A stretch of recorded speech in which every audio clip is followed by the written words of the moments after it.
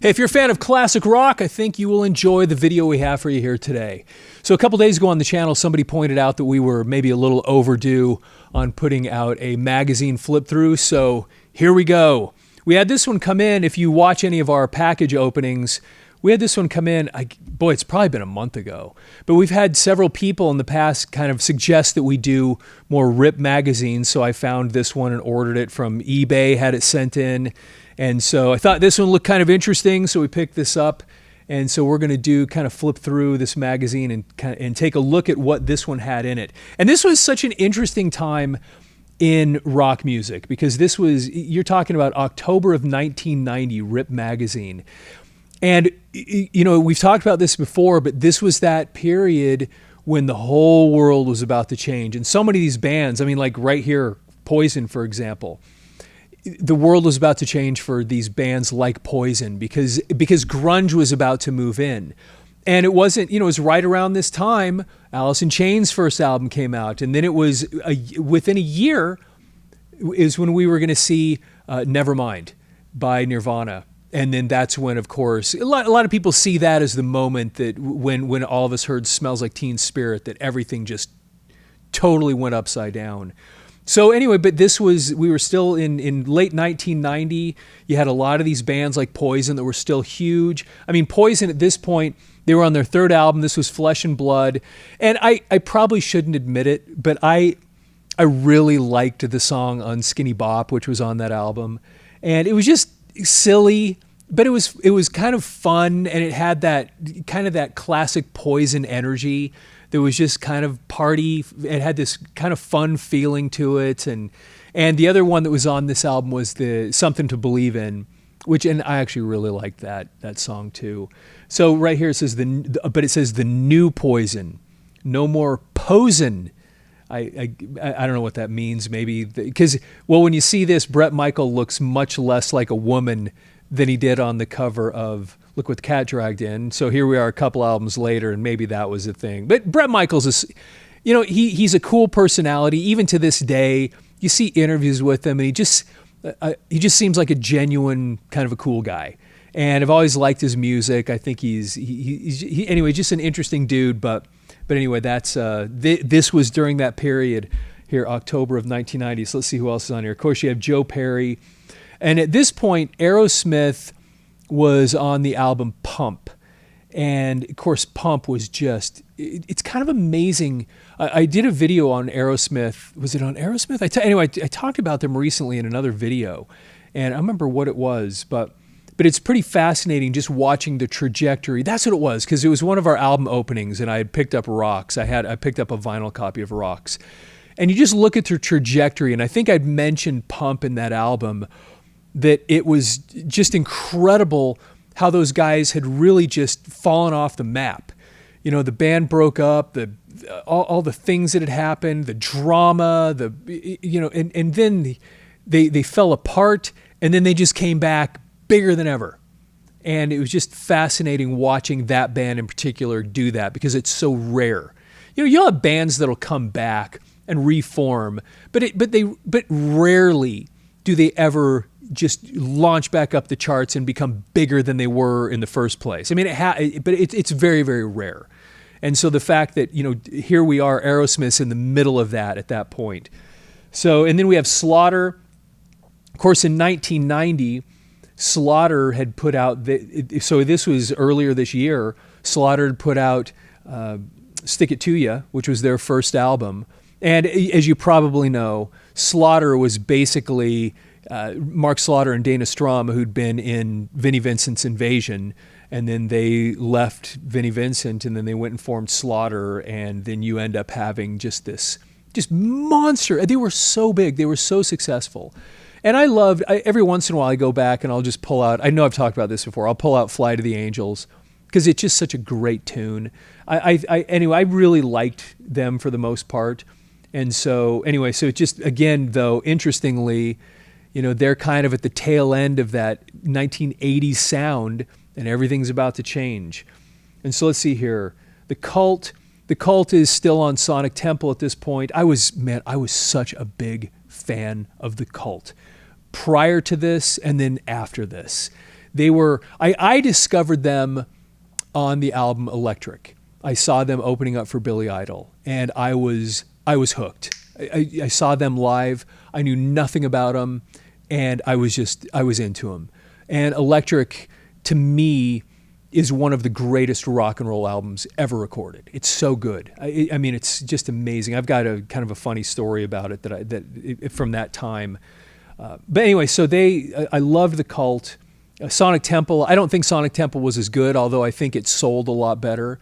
And then just even after that, they just kept putting out really cool music. And I loved the Billy Duffy, and I loved Ian Astbury, and they were just such a cool band. So then we had Ratt, and at this point, Ratt was, this was Detonator with Ratt. Yngwie Malmsteen, I don't remember what album he was on at this point. And it's interesting because Malmsteen he'd been around for a while at this point.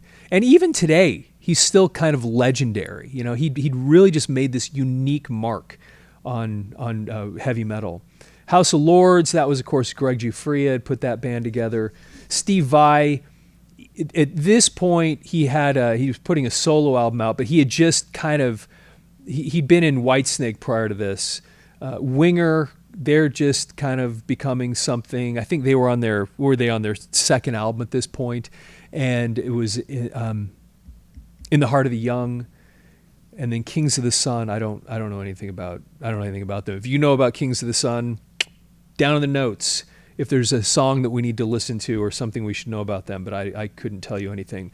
That's the thing about this. The last time we did a Rip magazine, it kind of made it obvious to me how little I know. You know, I sometimes like to think I know a lot of things about this stuff, and then I open up some of these magazines and you go, there's so many things in here I've never heard of before. So it's actually helpful because I know a lot of you do know about these things. So, and there's other people watching these that don't know some of this stuff too. So it's helpful for all of us when you put some notes down there, tell us what songs to listen to, what to look out for, then we kind of all benefit from that information. Let's see here. Bonham marries, Zepp unites, I reunites. I don't know what this is supposed to. Bonham marries. I must have gotten married. I don't know. Jason Bonham. If you can find a metal mag with more hair than this one. That's funny. I mean, think of the self-awareness at that point, because we all kind of knew. I mean, I think, had we started using the term hair metal at that point?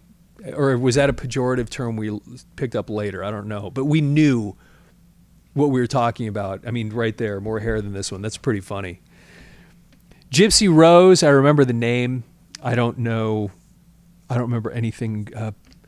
Poisoned by Love, Don't Turn Your Back on Me Now. I don't know anything about Gypsy Rose. I remember the name, but I know very little, if anything, about them at all. So Winger Gets Real, The Cult, The Pit, and the Pandemonium, House of Lords, Warlike Passion of Steve Vai, Slaughter, Music for the Masses, Poison, The New Cool, Kings of the Sun. I don't know.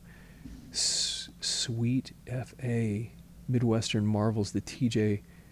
Wow, this is a lot of stuff I'm not going to know about. Okay, this is where some of these things get so interesting. Headbangers. Are you ready to be blown away by the most powerful metal hotline ever? Hang on to your touchstone phone. You can control your flight through the metal. Preview metal albums. You literally, okay, help me out with this. You have a 900 number. Hey, this is not, it says it right there. It's not a ripoff. If you ever have to tell somebody that it's not a ripoff. Anyway, that's kind of funny. So what is he? Metal Talk, Speak Out, Listen, Talk Questions, Metal News, the latest news and scoops, Metal Trivia, play trivia with Metal Zone. It's a mind-blowing experience, band versus band. Let them know who's the hottest. This is kind of fun. I don't know anything about this. I guess you call in and you listen to songs you haven't heard before. Imagine the audio quality. And then you do games and things. I don't know. That's interesting. I don't know anything about that. If you've ever called this 900 hot metal, if you've ever called it, let me know about it. I'm actually kind of curious about that. Okay, so moving over here to Static, The Right Stuff, Letter of the Month. So, okay, 21. Ozzy. Yeah, we keep talking about it, but one of these days we got to go back and read these things. It's kind of funny. Okay, Dis and Dice, Andrew Dice Clay. In Your Dreams, is that a reference to Dokken? Wait a second. I just wanted to say that the band Slaughter just as much, but I think that Mark Slaughter and Dana Strum made a very careless and selfless mistake by dumping Vinnie Vincent. That's hilarious that I just stumbled across this. They'd be much more popular if they wouldn't have left. Okay, okay. Side note, I'm showing this to Gary when he shows up because he's actually showing up later today to record a few episodes, and he will love that because that proved to be so not correct in the end. Vinnie Vincent's Invasion was going nowhere. If he'd have been smart, he would have been Slaughter, but it just didn't, whatever. But anyway, we enjoy talking about that stuff. Vinnie Vincent's one of our favorite topics. Okay. This is interesting. So this is Rip Magazine. It's got Bon Jovi, LA Guns, Slaughter. Okay, Slaughter. So this would have been a newer magazine with these two guys in makeup and Paul Stanley with the star on the wrong side of his face. Okay, this looks like a magazine we need to get our hands on. That's kind of interesting, seeing Kiss with makeup, because this would have been, looks like it says June of 1990. And it's got Kiss with, yeah, look at that, June 1990, Kiss Immortal and Immoral. Huh, okay, interesting, I don't know. Okay, Winger gets real. Kip Winger. It's such an interesting thing because he was actually from Colorado, and so it was pretty funny in Denver because I was in the music scene back at this time, and I was back and forth in Denver a lot, and everybody was claiming to be friends with. It was funny. Everybody claimed to be friends with Kip Winger, and I didn't. I'd never met him. I've never met him. Nothing like that. But boy, everybody you ran into were name dropping him constantly. I remember that. That was pretty funny. But it was In the Heart of the Young was the album. And nothing against Kip Winger. I actually thought he was cool. They had some hits on MTV, and they were catchy tunes. He was actually pretty good. So, and he was a good looking dude, and I think that didn't hurt. So, and here they are in all their glory, Winger. So interesting. Oh my gosh, Gwar. Boy, I have nothing intelligent to say about Gwar. I know of them. I've heard a ton of their music, and it's just, if you know of Gwar, just the costumes and the craziness and the over the top everything's over the top with them. And I don't know that the music was ever any good, but they were certainly entertaining, and I think that was kind of the point of it. So, but yeah, Gwar, Scumdogs of the Universe. I never actually saw them in concert. I never bought anything that they put out. But I've seen, I think all of us have seen footage of these guys playing. And yeah, there they are, Denver, Colorado. They toured through there. Although anyway, I never saw them. And if they actually had a really good song that I should be listening to, in the notes or down in the comments, please. Because I wouldn't. Oh, and they were on Metal Blade. I guess that shouldn't be a surprise, but kind of interesting. Gwar. Okay, there's more Kip Winger. Of course, he was a bass player. And then these are always interesting. So the Mechanics of Metal, a sound and organized approach to the mastering of heavy metal guitar. And then written in a font so small that you had to be a teenager to read this. Oh my gosh.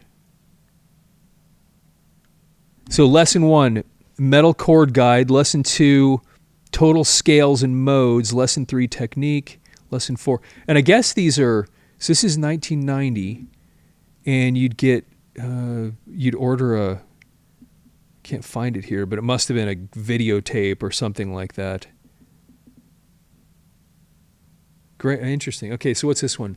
Feel the Chill, Two Cities lethal release, TC290, a song, 4-song EP available on BSM cassettes. Send $4.95 plus $2 shipping and handling to Two Cities. So this is in Phoenix, available in stores. So I'm guessing this is a band that had an album out called Feel the Chill, or an EP. And they were called Two Cities. I don't know anything about this. If you remember Two Cities, if you knew anything about this, I'm actually really curious also, because I know a lot of people that watch these videos had these magazines. Did you ever do something like this? Not mailing in, because of course a lot of people mailed into things, but this would be, who the heck is this? You see this little ad and you're thinking, I need that. And then you send $4.95, so $6.95 in to get your copy of whatever. Anyway, kind of interesting. I'd be curious if anybody did this kind of stuff and how did it turn out. Okay, so now we have killer quotes spelled with a K. So these are all, looks like, quotes from famous people. Interesting. There's Dana Strum, speaking of Slaughter. Ron Young, Kip Winger, Blaze Bailey, Joe Elliott, Bret Michaels. Yeah, a lot of big names here. And of course, there's John Bon Jovi right there. Nice. Anthrax. So I'd be lying if I said I was a big Anthrax fan. I wasn't. I had Attack of the Killer Bees, which came out the following year. And I loved that, though. And I saw them, I think I've talked about it before, I think I saw them open for Kiss once. And even though I didn't love their music, they were fun as heck. They were really, really fun band to watch. And then, of course, they were in the Big Four. I went and saw that in the theater when they did that live stream. I saw them on that, and they were just cool. I mean, they're a cool band. I liked them. I just didn't love their music. But I tell you, the thing that they did with Public Enemy, one of the coolest things ever. Coolest crossover things. Run DMC, Aerosmith doesn't hold a candle to it, because what they did, what Anthrax did with Public Enemy was so great. To this day, when Chuck D, that is brutally awesome. I still love that. That was so great. So Anthrax they were a cool band. Okay, so here we have Bruce Dickinson, Tattooed Millionaire, when he's doing some solo stuff. Malaya Rage, I don't know anything. This is where I go, I don't know anything about this stuff. Ear Candy. Yeah, Bruce Dickinson. Seeking free publicity or scathing criticism. All record companies, musicians, and just plain record fools can send their hot wax tracks to Ear Candy. Oh, so it sounds like if you were a band, you could send your music. Did anybody do this? Beverly Hills. Yeah, that's interesting. Did any of you do that? We have a lot of people on this channel that were in bands. That's kind of okay. Jet Boy, heard of, know nothing about him. Again, this is where I get so clueless. Slapshot, I got nothing. Slapshot. 24/7 Spies with a YZ. Defiance. Void Terra Firma. I got nothing. Again. Defiance. Okay, Mother Love Bone. Of course, I think everybody knows who Mother Love Bone, of course. And he's kind of notorious. They're notorious because of, right there, Andrew Wood. He was... Okay, so Mother Love Bone, they were one of those bands back in Seattle. And it's fascinating then, this is being in 1990, because this was really before the grunge takeover of the world. But they'd already ended by then. And so Andrew Wood, who was the singer of the band, was roommates with Chris Cornell. And so Chris Cornell, after Andrew Wood died, Chris Cornell, that's what spurred him to do the Temple of the Dog project. So if you remember Temple of the Dog, Hunger Strike, they had a whole album that they put out. It was basically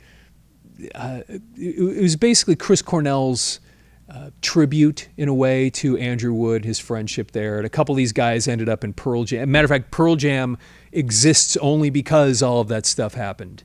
So so Pearl Jam kind of grew out of this whole thing here.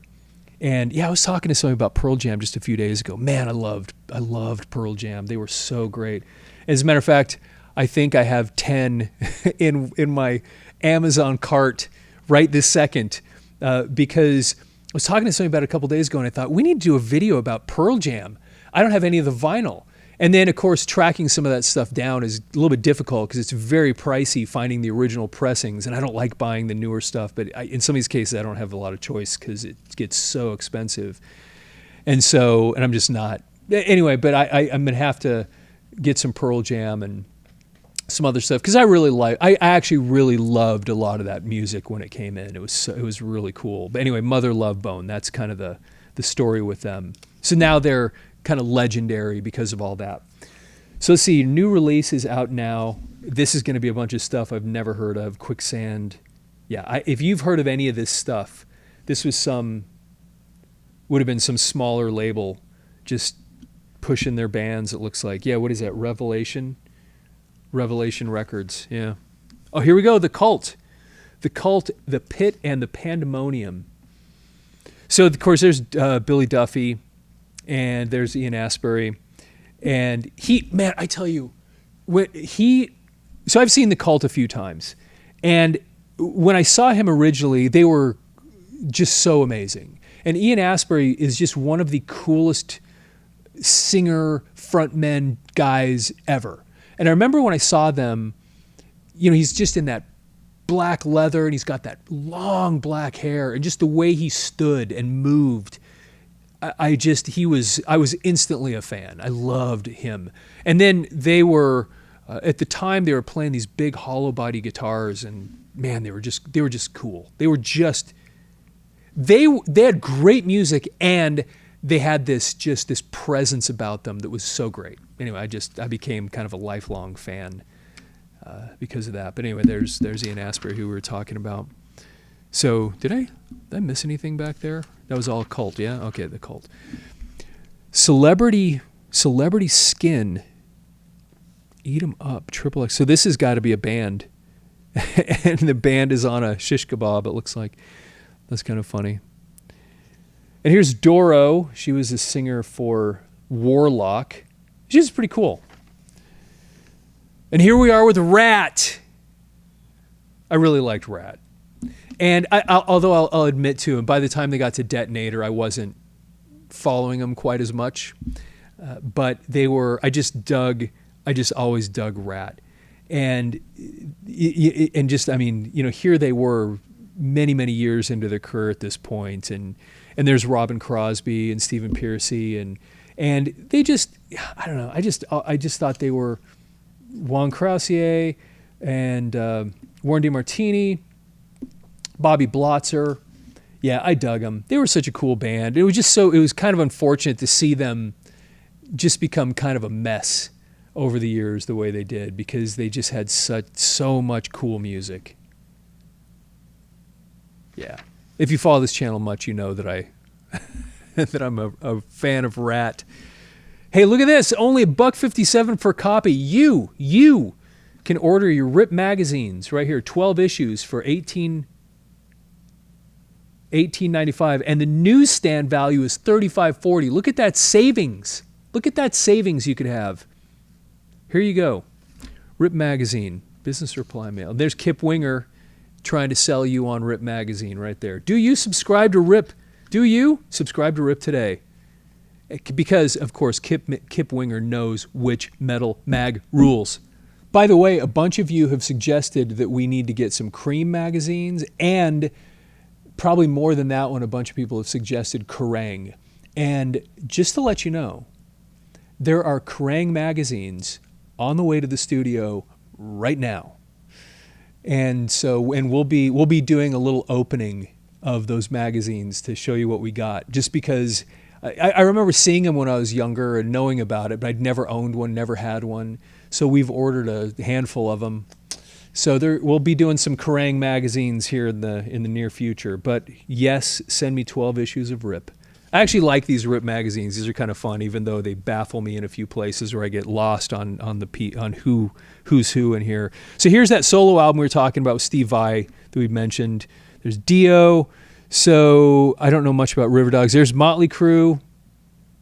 Of course, they had Dr. Feelgood. There's the Slaughter thing that we were just talking about. So anyway, and I know I've asked this question before, but every single time I ask it, somebody comments about something that they had done with it. Did you ever do this? Because I did. And I have a few records, and I actually did cassette tapes before too. And I got, as a matter of fact, I think, as I recall, I think I've mentioned this, when I got Van Halen Diver Down, I believe it was through one of these things, a cassette tape of Diver Down. And we've talked about Diver Down on this channel before. But I tell you, what I used to do when I'd have one of these things, I would go through. I would read every single one of these and just kind of imagine, see which ones I knew who they were. And kind of funny, you'd actually gain some degree of education about rock music from this. Because you'd read these things and go, wait, who is this? Or you'd learn about other albums that bands had that you'd never heard of before. So you'd see something like, you'd see Accept there, and then you'd know, okay, well, I know Balls to the Wall. And then you'd see another Accept, and you go, oh, whoa, what's that one? And then again, you'd gain something of an education just by having these lists. So it was kind of these were just kind of fun things to sit and spend time with. Columbia House, that's right. And by the way, these things were so cheap. The cassette tapes were terrible.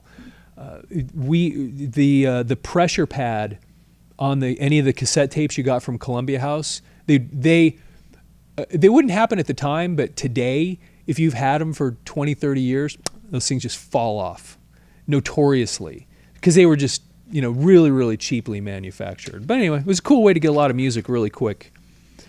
So let's see here, Viva la Revolution, Subtle Tendencies.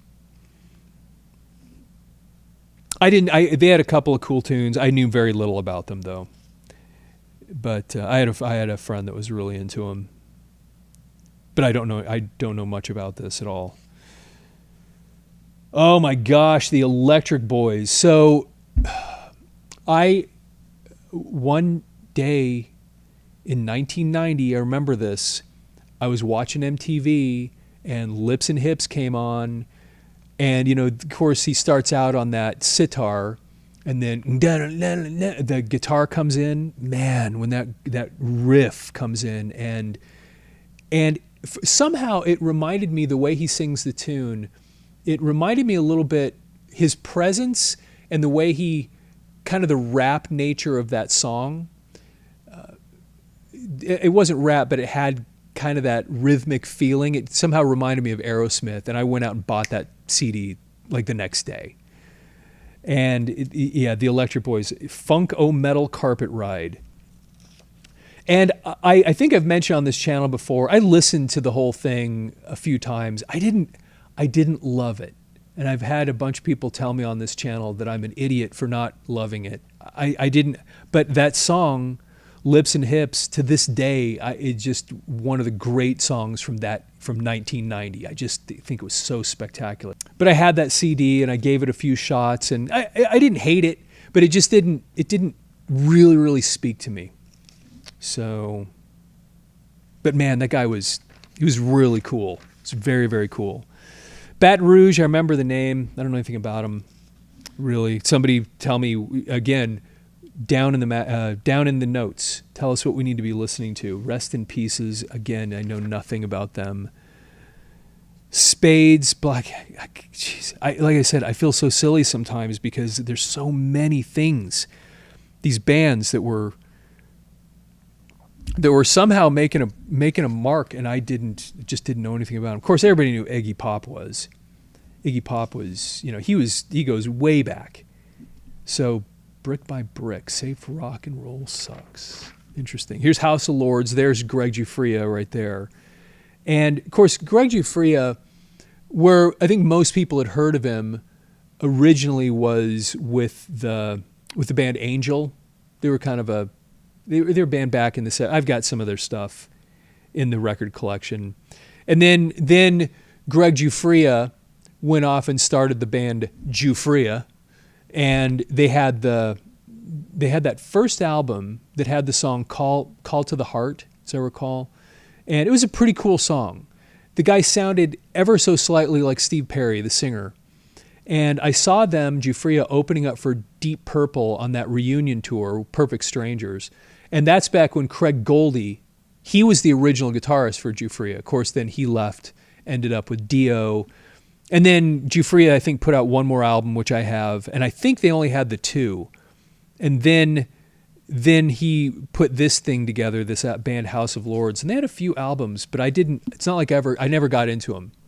And there are probably a bunch of people watching this that did. And again, I don't know that we've ever even mentioned them on this channel before. So it'd be interesting to hear what songs we should be listening to, because I wouldn't be able to answer that intelligently. So there he is again, Greg Giuffria. So interesting here. Okay, so now what is... So this is just again, this is another one of those things where it's a record company. What is it called? Rock Hard Records. So here's a band called Roxy, looks like. There's a band called Tattoo, and a band called No One Paid Attention to the Plates when they were printing, and we ended up with this mess. And maybe does it say Barracuda? I can't tell what it says.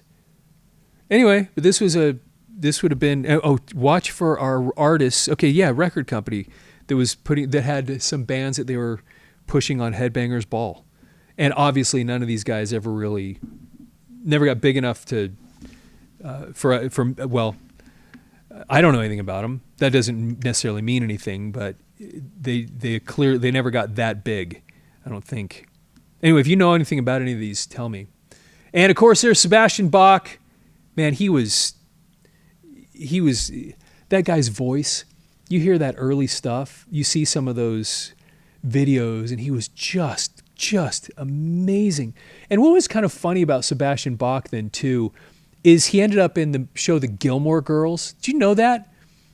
He was literally in a band in the show The Gilmore Girls, and he was hilarious. He was actually really fun. We used to watch, I hate to admit it, but I probably watched maybe every episode of The Gilmore Girls. We used to watch it together. But I remember the first time we were watching it once, and I'm like, wait a minute. That's Sebastian Bach. What the heck is he doing on... Yeah. And he's funny, and he was a great character. I always kind of liked the dude. I was kind of interesting, kind of funny guy. I don't know anything about Bad Brains. Somebody liked him. Bad Brains, Caroline. Yeah, if you know anything about Bad Brains, Live at the Paradise Amsterdam, 1987. Okay, here's Steve Vai again, and like I said, he'd been with Whitesnake, and the year before this magazine would have been Slip of the Tongue. This was during the time he had a solo album called Passion and Warfare. And so some of us had heard of Steve Vai originally on his first solo album, which was called Flexible. And it just kind of had this kind of underground thing when he first put it out. This was back in the early 80s, I think. I mean, it was back quite a ways. And I believe that was even before he was in Alcatraz. But I remember there was a lot of us that were guitar players that were hearing about this guy, Steve Vai, and he has this album called Flexible. And I think I even had it at one point on cassette. And then, of course, and if I'm getting the timing correct, then he was in Alcatraz. And I saw him on that tour with Alcatraz in this, I mean, the place didn't hold like 1,500 people. Rainbow Music Hall in Denver, Colorado. Odin, if you remember them, opened up. And, you know, and Graham Bonnet was the singer. And it was really cool. He threw a pick out in the audience, and I have it somewhere.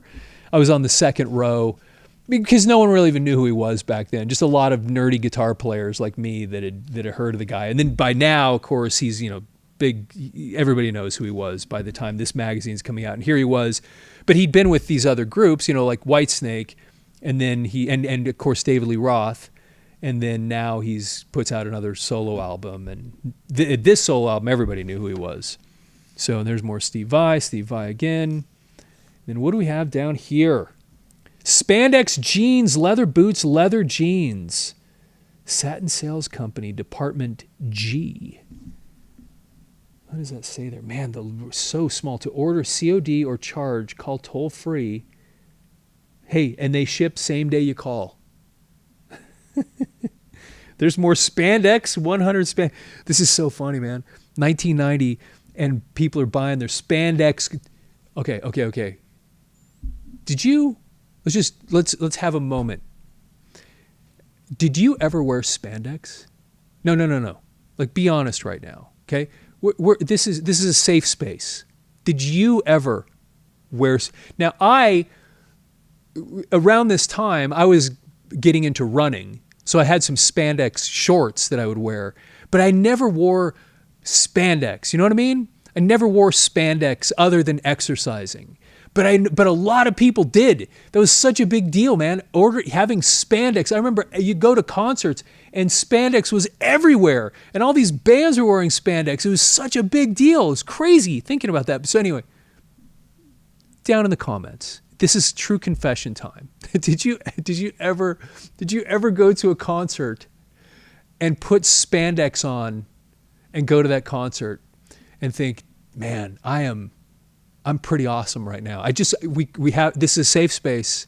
Put it down in the comments. And you know what? You put that down in the comments. We're going to have to make a video where we read some of these things that people say about it. Cause that would be funny, or not funny. Sorry. It'd be fun to reminisce a little bit about all of our spandex experiences. But I never, I have to admit, I never did, but man, I remember it was everywhere back then. Okay. Sorry. I didn't mean to get off on that. Beautiful boots for musicians. That's cool. I love boots. So that would have been, and it's beautiful boots, not just any old boots. These are boots for musicians. That's a different kind of boot. I guess, I don't know. Okay. So here's what you do. It's the Right Foot Boot Company. This is in Minneapolis. Okay, I've been in Minneapolis a couple times. Send $2 for catalog. Box 30. This is so great. This is so great. Okay. What's this one over here?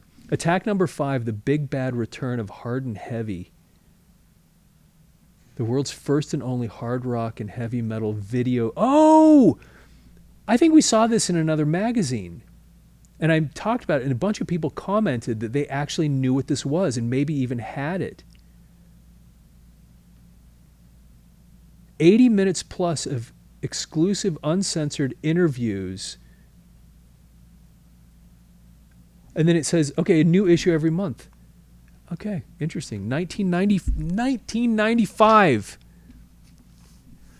All right, Slaughter. Music for the masses. There's Dana Strum. There's Mark Slaughter. On location exclusive. Yeah, they were...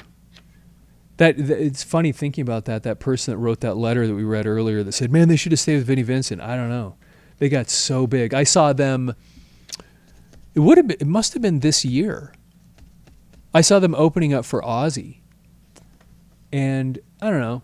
They were okay live. It's not like I loved them, but they were fine. I love the music. My point is they just weren't, I don't think they were like a spectacular live band, but their music was pretty cool. And Mark Slaughter, you know, again, good looking dude, cool voice, you know, just ready for success. And there's the band right there. And then what do we have here? Okay, rip. So there's Slash wearing a Ramones shirt. GNR recording. This is funny too, because when you think about Guns N' Roses, somebody commented the other day on one of the videos, we need to do a Guns N' Roses video, and we need to, because they were so big, and they still are. But it's fascinating just thinking about this, because they became legends so fast. And here we are in 1990, because the year before they'd put out Lies, so they just hadn't put out that much stuff. and yet they were huge, like just enormous. And then, of course, after this, then they'd have the Use Your Illusion and all that stuff would happen, and they ended up, further solidified. But then they were gone. It's just such an interesting story, those guys. Just coming in and making the impact that they did is incredible. Okay, so here's Great White. We've talked about them a little bit on this show. Stevie Salas. Okay, I don't know a lot about this guy. He played with Joe Satriani. This guy, his one claim, I don't know if this is his one claim to fame, but claim to fame is when you watch Bill and Ted's Excellent Adventure, at the very end of it, when Rufus, was that his name? It was a guy that George Carlin played. At the very end, when Rufus plays that guitar solo for Bill and Ted, and he, right after he tells him that in the future your music, it brings peace to the world, and he has it sign that little thing. The guitar, if I'm not mistaken, the guitar solo played by Rufus at that moment, which he just shreds for a second, is him playing it. So I think that's his claim to fame. He was the guitar player in that. Correct me if I'm wrong about that, but that's Stevie Salas. I don't even know how you say his name. But anyway, he played with Joe Satriani. And there's Nelson. I saw for some reason, these guys popped up on one of my feeds the other day. Do you remember Nelson? Oh my gosh. They just showed up, and you had these two bleach-blond, and the songs, it wasn't like they were terrible. The songs were catchy. They're good tunes, I guess. But it was one of those things that kind of let you see why grunge came in. Maybe people get mad at me for saying this, but it had gotten to this point that it was just so, I don't know, man, it just looked so fake. Everything at that point, all the hard rock music, because then you have these two guys, these two really bleach blonde dudes, and this catchy, and you're like, and it's coming across like this is some sort of hard rock music, but it wasn't. It was just pop, and but they were presenting themselves as, I don't know, the pendulum had swung so far in one direction, and again, it wasn't like they were awful. It was just that I think the world got to a point where they just go, oh, come on.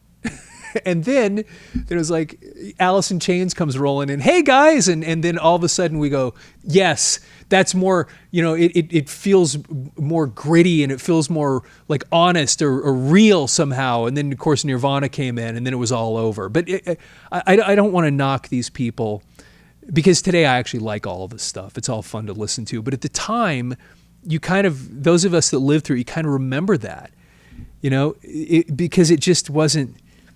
Yeah, after the rain, Gunnar and Matthew Nelson. I remember that now. Gunnar, known collectively as Nelson.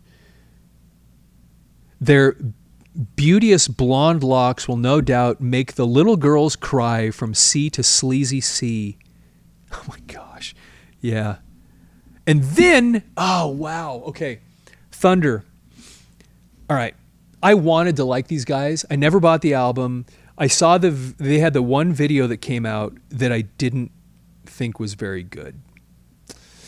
But I wanted to think it was good for one very particular reason. And it was because they were kind of the creation of Andy Taylor. And I haven't spent any time. Matter of fact, I keep trying to make a video where I talk about Andy Taylor, and I keep stopping. Every time I start it, I stop. Because I really loved Andy Taylor. And he had a solo album. Now, Andy Taylor was the guitarist for Duran Duran. Of course, they had John Taylor, but they were not brothers. They were in Duran Duran together. And then, of course, the reason I bring up John is because John and Andy then went on and they formed Power Station. Everybody knows that band. And then Andy Taylor, rather than going back to Duran Duran, just went off and started a solo career. And he put out this one album that was called Thunder. And it wasn't, that's what made this kind of funny, because he put out a solo album. I think it was in 87, I'm pretty sure. And it was called Thunder. And I loved it. Front to back. Loved it. I thought the songs were catchy. I loved his voice. I loved his kind of weird guitar playing. All of it. This, just for some reason, it spoke to me. And he put that album together with Steve Jones from the Sex Pistols. And you might remember the song like I Might Lie. That was the one that really caught my attention from that album. Anyway, his solo career doesn't really go anywhere. But then he goes off and he produces this band, and then they call this band Thunder, which was the name of Andy Taylor's solo album in the first place. And Andy Taylor produced this. And from what I remember, he was kind of like the driving force behind making these guys happen. And I always wondered, I never really knew for sure, but if they called the band that because of Andy Taylor, this was kind of his ongoing foray into the world of producing and making new music and being away from Duran Duran. I don't know. But I loved Andy Taylor. And I to this day, there's songs on that album, the album Thunder, that I just love. Not these guys. The Andy Taylor solo album Thunder, that I just absolutely love. And Call Me Crazy, I really loved Andy Taylor. One of these days I'm going to do a little video. Maybe I'll get it done now that I've actually mentioned him. The New Cool Poison. Wow, that's interesting. CeCe laying on a bunch of Randall cabinets with a bunch of, like, all kinds of guitars there. Got your everything from your bunch of acoustics, Les Paul, Stratocaster. What is that? Charvel. Interesting. There's Bret Michaels, of course. The new Poison, and then we get to the centerfold. And I have been, and let's see here. So he's playing a Fender Telecaster. I love Telecasters. What a cool sound. But they were a little different by the time they got to this point, and they were flesh and blood. That was what was going on in their career at this point. And so, I mentioned that when we looked at the cover, but anyway, here's your little pull-out poster, which I'm certain to pull out of here and hang up on the wall somewhere. Anyway, I always liked Poison. I thought they were pretty cool. They had some good music. And we're at the centerfold, which I think is, especially since we've been going now for, like 45 minutes talking about half of a magazine. Anyway, so there you go. Let's go ahead and maybe we'll wrap it up. We think we've spent enough time. We'll pick up the other half of this magazine sometime in the near future. But I hope I love going through these things, kind of reminiscing and thinking about these old bands. By the way, again, if there's any of these bands that you know about that I don't know, because certainly if I don't know about it, there's certainly other people that don't know. And just put some things down in the notes, because then we all kind of benefit from it. We can go back and listen, because I've actually been turned on to a bunch of stuff before from people that have put things down in the notes, and then I go back and listen. Matter of fact, one of them was Doro from her band. There was somebody had actually put one thing in the notes before. Now that I remember that now, and I went back and listened to it, and it was a cool tune. I think that's actually where I heard of the one I mentioned, because somebody put it down in the notes. Anyway, put it down in the comments. And then we'll all benefit from it.